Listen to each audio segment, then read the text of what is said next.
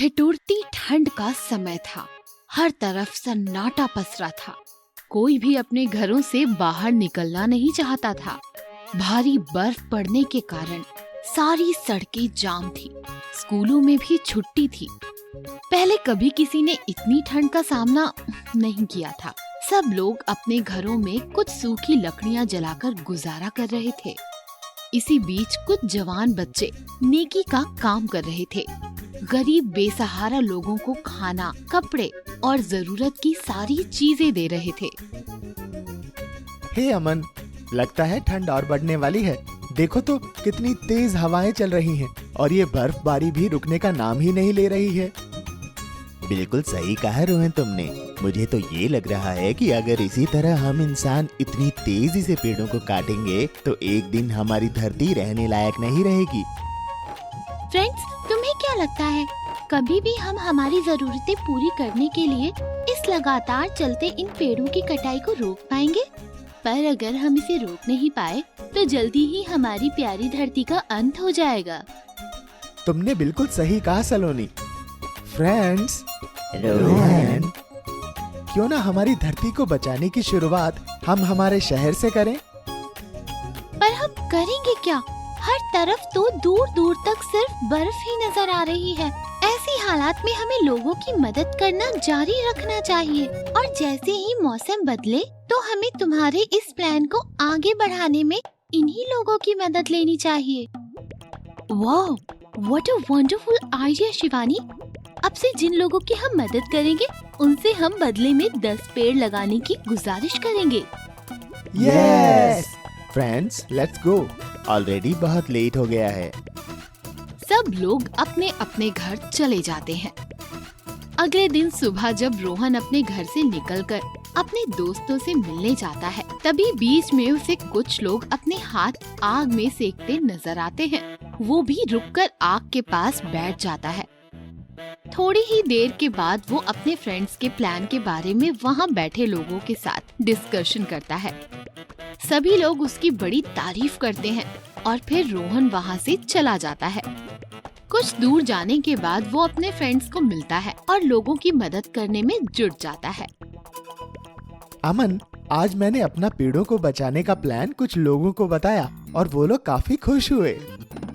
खुश? हाँ, खुश क्यों नहीं होंगे? सभी लोग तो इस जानलेवा मौसम से परेशान हैं।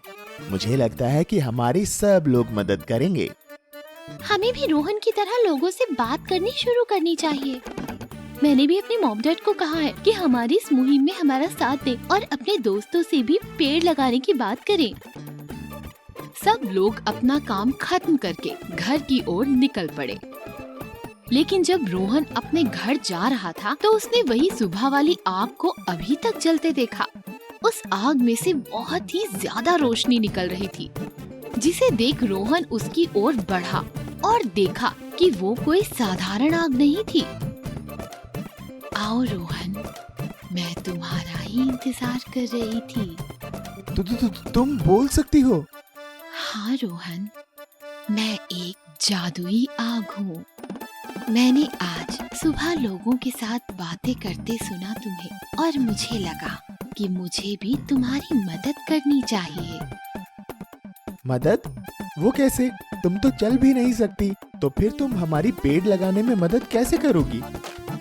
रोहन के बोलते ही वो आग एक स्त्री का रूप ले लेती है और उसके हाथ में एक चमकती हुई जादुई छड़ी होती है। उसके शरीर से आग की लपटें निकल रही थी। उसकी गर्मी से रोहन को भी पसीना आने लगा। देखो रोहन, मैं चल सकती हूँ, उड़ सकती हूँ और इस दूर दूर तक फैली बर्फ को एक झटके में साफ कर सकती हूँ, जिससे तुम्हें पेड़ लगाने में मदद होगी और तुम्हें गर्मी के मौसम का इंतजार नहीं करना पड़ेगा। और साथ ही साथ मैं तुम्हें एक जगह से दूसरी जगह ले जा सकती हूँ। वो कैसे? आग अपनी जादुई छड़ी घुमाती है और सारी बर्फ साफ हो जाती है और वो अपने आप को एक खाली मैदान में पाता है।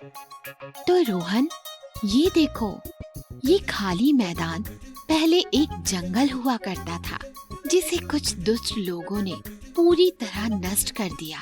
पहले ये मेरा घर था और अब मेरे पास रहने के लिए कोई जगह नहीं बची, तो मुझे भी शहर की ओर आना पड़ा। ओह ठीक है, ये बात मुझे अपने दोस्तों को बतानी होगी और मुझे तुम्हें अपने दोस्तों से मिलवाना होगा। मैं तुम्हें अभी घर छोड़ देती हूँ, हम कल सुबह पेड़ लगाना शुरू करेंगे। जादुई आग उसे अपने घर छोड़ देती है और रोहन अपने घर चला जाता है। सुबह होते ही वो अपने दोस्तों को लेकर उस आग के पास जाता है और पूरी बात बताता है। सारे दोस्त मिलकर पौधे लगाते हैं। उसे देख शहर के दूसरे लोग भी उनकी मदद करने में जुट जाते हैं। शाम को जब बाकी लोग घर चले जाते हैं, तब वो आग अपनी जादुई छड़ी चलाती है और देखते ही देखते वहाँ लगे सारे पौधे बड़े होने लगते हैं। कुछ ही महीनों में वो एक जंगल में बदल जाते हैं। दूर कहीं एक गांव में एक मेहनती लोहार रहता था। उसका नाम राम प्रसाद था। वो दिन रात बहुत मेहनत करता था और खेती करने के औजार बनाता था।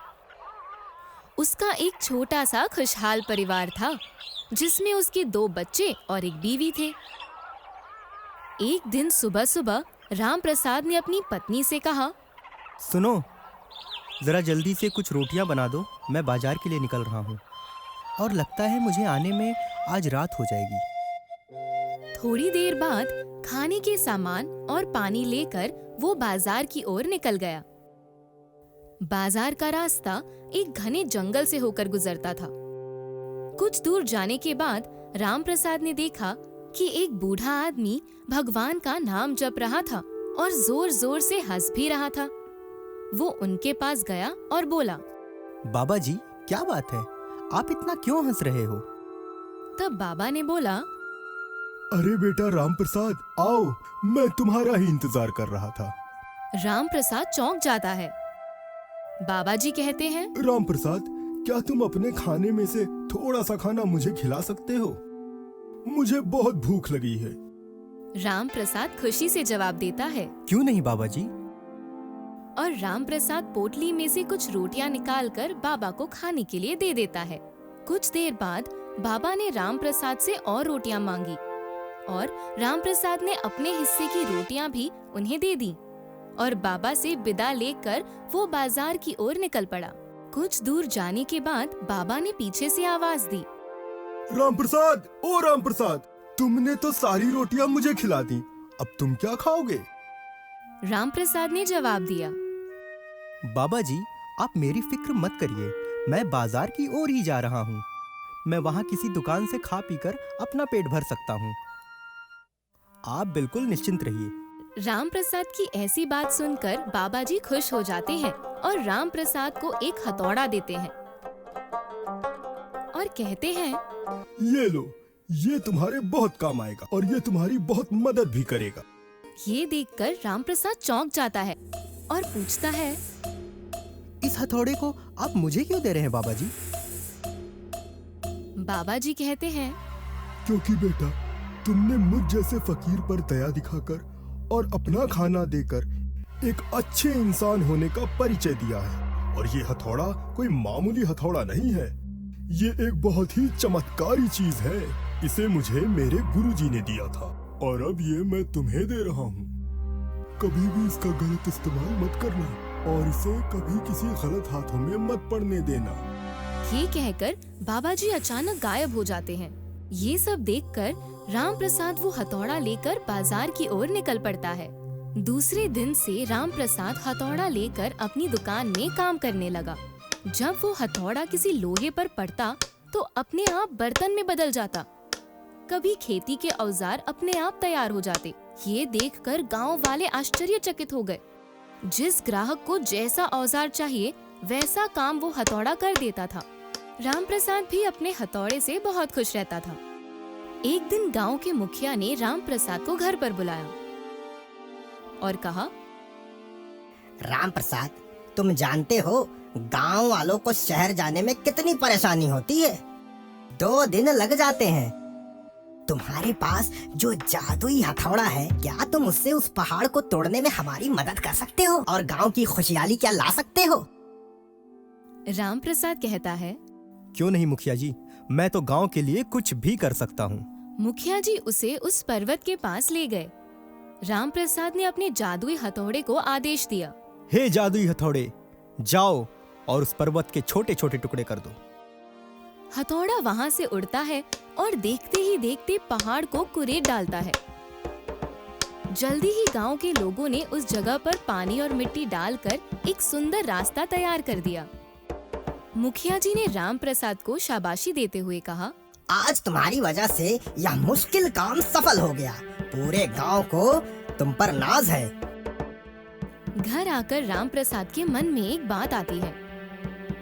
वो सोचता है, पहली बात तो ये है कि मेहनत का काम तो हथौड़े ने किया, और दूसरी बात ये है कि नई सड़क का जो लाभ होगा वो पूरे गांव वालों को मिले, तो फिर इसमें मेरा क्या फायदा है।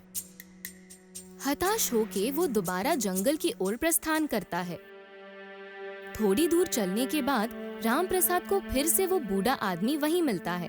राम प्रसाद उस बूढ़े आदमी को अपनी पूरी कहानी बताता है। कहानी सुनकर बूढ़ा आदमी राम प्रसाद को हथौड़े की वास्तविकता समझाते हुए कहता है, हथौड़े का प्रयोग बल से नहीं बुद्धि से होता है। वो राम प्रसाद को समझाता है कि हथौड़े की एक नहीं अनेक काम और फायदे हैं। इसके बाद से राम प्रसाद समझता है कि उसका उपयोग कैसे करना है। वो अपने हथौड़े का उपयोग सिर्फ खेती के औजार नहीं बल्कि अलग अलग चीजें बनाने में और तोड़ने में करने लगा, और बर्तन बनाने आदि काम करते करते देखते ही देखते राम प्रसाद एक अमीर आदमी बन गया और उसका अपना सपना पूरा हो गया। तो बच्चों, आज हमने क्या सीखा? हमारे पास जो चीजें होती हैं, उसका मोल हमें पहचानना चाहिए।